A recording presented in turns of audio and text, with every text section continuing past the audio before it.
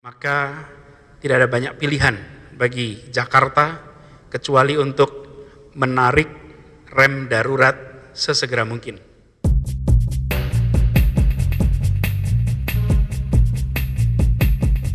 Pada Rabu 9 September 2020, Gubernur DKI Jakarta Anies Baswedan mengumumkan rencana pemberlakuan PSBB total. Pengumuman ini disambut riuh oleh halayak. Pro kontra mengemuka. Opini bertebaran termasuk dari para pejabat publik lainnya yang bersilang pendapat dengan ketetapan Anies. Tudingan-tudingan miring diarahkan kepada Anies. Dari mulai tentang adanya indikasi pelanggaran wewenang hingga ribut-ribut soal dampak ekonomi kebijakan. Suasana debat sengit dengan nada ngegas di tingkat wacana kentara terasa. Semua ikut bersungut-sungut mengutarakan pendapatnya. Entah telah ditimbang matang-matang atau tidak. Pun Anies tak pasti apakah ia memutuskan kebijakan ini atas dasar pertimbangan matang atau semata karena terbawa arus kepanikan. Lantaran angka kasus positif COVID di wilayah kekuasaannya menyentuh ambang kritis secara psikologis, yakni mencapai 50.000 jiwa. Istana ikut merespons pernyataan Anies ini. Tenaga ahli kedeputian kantor staf Presiden Doni Gahral Adian mengingatkan sang gubernur agar berkoordinasi dengan kementerian terkait. Yang lebih ajaib, Arief Puyono, Wakil Ketua Umum Gerindra, menilai tindakan Anies mengumumkan PSBB telah melangkahi kewenangan Jokowi. Arief bahkan mengaku mencium adanya gelagat Anies hendak menggulingkan pemerintahan Jokowi, sehingga ia mengusulkan agar Jokowi segera memakzulkan sang gubernur. Soal masalah kewenangan dan koordinasi ini, Wakil Gubernur DKI Jakarta membantah tudingan tidak adanya koordinasi. Dia mengklaim Pemprov DKI terus melakukan koordinasi dengan pemerintah pusat. Pejabat Kemenkes yang juga mantan jubir gugus tugas COVID-19, Ahmad Yuryanto menegaskan, kebijakan Anies kembali memberlakukan PSBB secara total tak lagi membutuhkan izin Kemenkes. Alasannya karena penerapan PSBB di Jakarta tak pernah dicabut. Faktanya, sejak pertama kali diberlakukan hingga saat ini, status PSBB Jakarta tak pernah berakhir walaupun kerap bergonta-ganti istilah. Keputusan Anies untuk melakukan PSBB total sudah sesuai dengan keputusan Menteri Kesehatan sebagai landasan aturan PSBB daerah yang diterbitkan April lalu. Menko Perekonomian Airlangga Hartarto menilai pengumuman yang dibuat Anies membuat bursa saham bergejolak. Ketua Badan Anggaran DPR RI, Said Abdullah, menilai pernyataan bombastis Anies memicu indeks saham rontok hingga pelaku pasar merugi 300 triliun. Pernyataan uang 300 triliun yang kabur ini diamplifikasi Gubernur Jawa Barat, Ridwan Kamil, yang mengaku mendapatkan informasi kerugian triliunan itu dari Menteri Keuangan Sri Mulyani. Serangan juga datang dari lawan politik Anies. Ketua fraksi PDIP di DPRD DKI Jakarta Gembong Warsono curiga Anies memiliki motif politik di balik kebijakan penerapan PSBB ketat. Sekjen PDIP Hasto Kristianto menyindir Anies dengan melarang kadernya yang menjabat sebagai kepala daerah mengambil keputusan tanpa pertimbangan matang di tengah pandemi. Berbeda dengan Gembong dan Hasto, kader PDIP lain yang juga menjabat sebagai Ketua DPRD DKI Jakarta, Prasetyo Edi Marsudi, mendukung langkah Anies. Rekan Arief Puyono di Partai Gerindra, Muhammad Taufik, yang juga merupakan Ketua DPRD DKI Jakarta, mendukung Anies. Dia menilai apa yang diputuskan Anies sudah sejalan dengan instruksi Jokowi, di mana Presiden menegaskan bahwa kunci dari pemulihan ekonomi adalah pemulihan kesehatan. Sedangkan Prasetyo menekankan perlunya ada tindakan tegas dan langsung terhadap para pelanggar protokol kesehatan, baik warga, pelaku usaha, hingga perkantoran, agar PSBB Anies berjalan efektif. Setelah babak belur diajar sana-sini, meskipun ada juga yang membela, Anies akhirnya melunak. Ia tetap menggunakan istilah PSBB total, walau sebenarnya tidak total-total amat. Wujud bahwa PSBB Anies ini tidak total-total amat adalah adanya kelonggaran yang diberikan ke pemerintah DKI. Meskipun sebelumnya Anies mengklaim PSBB kali ini akan sama seperti pemberlakuan PSBB di masa awal, faktanya pemerintah masih membolehkan mal beroperasi, ojol mengangkut penumpang, hingga warga keluar masuk Jakarta. Dalam level wacana, semangat berdebat yang dipertontonkan para pejabat publik sungguh luar biasa. Mereka tak segan saling melempar syangka-syangka, entah murni demi membela kepentingan atau mencari muka belaka. Namun eksekusinya? Belum tentu. Tapi, publik bisa berkaca pada pengalaman-pengalaman yang telah lalu sebelum kemudian menilai sendiri.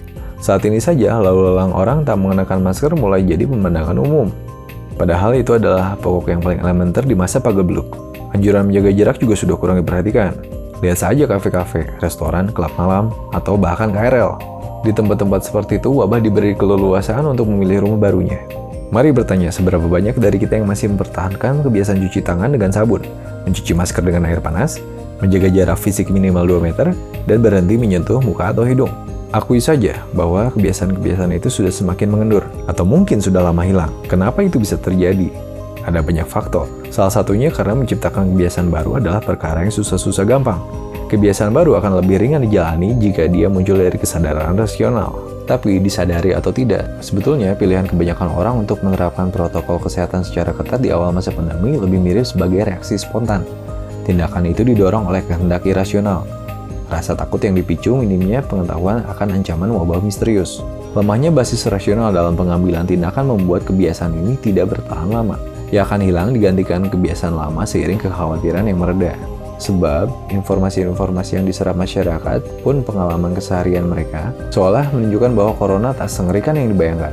Kelemahan ini diperparah oleh sangat kurangnya ketegasan dari aparatus negara. Problem ketegasan ini memang menjadi PR utama bagi pemerintah. Sedari mula wabah menyerang, pemerintah selalu saja kesulitan menunjukkan ketegasan yang benar-benar bulat. Soal konsep kebijakan saja masih tidak tegas, membingungkan, dari level pusat sampai daerah. PSBB ala Anies ini menjadi salah satu contohnya. Total tapi tidak total. Anies nampaknya mengekor kebiasaan pemerintah pusat yang memang kerap membingungkan. Parade kebingungan ini tentu saja mengecewakan masyarakat. Banyak di antara mereka yang tidak puas dengan langkah penanganan COVID oleh pemerintah. Pada Mei lalu, survei Indobarometer menyatakan 53,8% publik merasa tidak puas melihat kinerja Jokowi dan Maruf Amin dalam penanganan COVID-19. Dalam hasil jejak pendapat Litbang Kompas pada Juli lalu, giliran kinerja menteri yang dicap tidak memuaskan dengan tingkat ketidakpuasan mencapai 87,8%. Kondisi ketidakpuasan ini diperparah dengan munculnya banyak kontroversi. Para pejabat dan aparat negara yang seharusnya menjadi contoh, seringkali malah melakukan blunder fatal. Salah satu yang paling diingat adalah tindakan para menteri yang berfoto tanpa mengenakan masker. Peristiwa itu terjadi dalam rapat koordinasi tingkat menteri di Bali pada Agustus lalu. Ini adalah contoh yang buruk. Dua pelanggaran sekaligus dicontohkan, pelanggaran jarak fisik dan penggunaan masker. Jokowi juga tak lepas dari kontroversi. Dalam sebuah ratas dengan para menteri di Istana Negara awal Agustus lalu, dia kedapatan tidak memakai masker. Di lain kesempatan, saat berkunjung ke lokasi proyek kawasan industri Kabupaten Batang pada akhir Mei, dia juga hanya menggunakan face shield sebagai pelindung. Padahal 2 hari sebelumnya, BNPB melalui akun media sosialnya menegaskan penggunaan face shield tanpa masker tak efektif mencegah penularan corona. Tak mengherankan jika pemerintah tak mampu tegas, sebab pada dirinya sendiri, mereka juga melakukan pelanggaran. Jika apa yang diucapkan tak lagi didengar, maka pemerintah wajib memberi contoh. Namun, ternyata mereka juga tak mampu memberi contoh yang baik. Semua sepakat bahwa problem corona adalah masalah yang kompleks. Karena itu, meminjam istilah yang diungkapkan Presiden Jokowi, perlu tindakan ekstra luar biasa yang didorong sensitivitas krisis untuk menanganinya. Dan juga perlu digarisbawahi, kerja-kerja luar biasa bukan berarti memproduksi banyak kebijakan dan program di segala lini, namun juga memastikan segala aturan ditegakkan agar semua ikhtiar berjalan efektif, terukur, dan tidak mubazir. Kebijakan bansos misalnya, harus dievaluasi agar kesalahan-kesalahan yang telah lalu tidak lagi terulang, baik dalam pendataan agar tepat sasaran, maupun dalam penyaluran agar masyarakat tak perlu mengantre berdesak-desakan, seolah mereka dipaksa mempertaruhkan nyawa demi mendapat bantuan penyangga kehidupan.